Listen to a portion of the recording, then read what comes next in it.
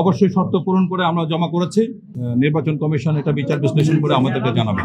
আমরা বাংলাদেশের রাজনীতিতে এন্টারপ্রেনারশিপ একটা গুণগত পরিবর্তনের জন্য সৎ, সাহসী, শিক্ষিত, দেশপ্রেমিক মানুষদেরকে সংগঠিত করার চেষ্টা করছি।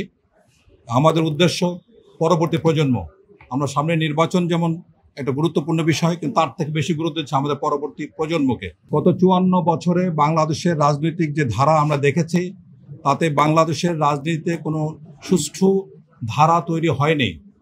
এখানে যে গুরুত্বপূর্ণ বিষয়গুলি, রাজনৈতিক সংস্কার, রাজনৈতিক প্রতিষ্ঠানগুলি গড়ে ওঠার কথা ছিল, সেগুলি গড়ে ওঠেনি।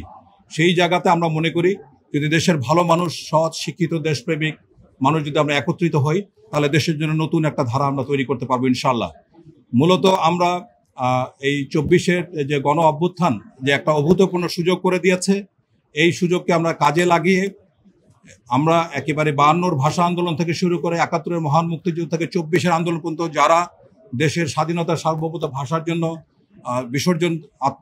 আত্মাহুতি দিয়েছেন, তাদের রুহের মাগফিরাত কামনা করছি।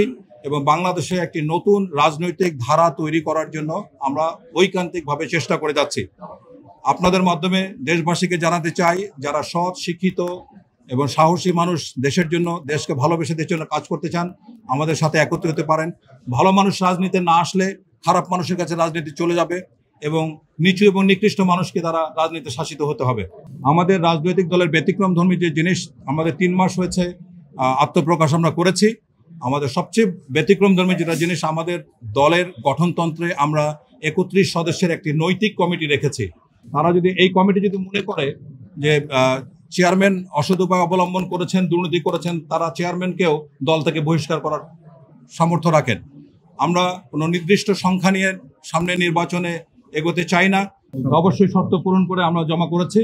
এখন বাকিটা নির্বাচন কমিশন এটা বিচার বিশ্লেষণ করে আমাদেরকে জানাবে।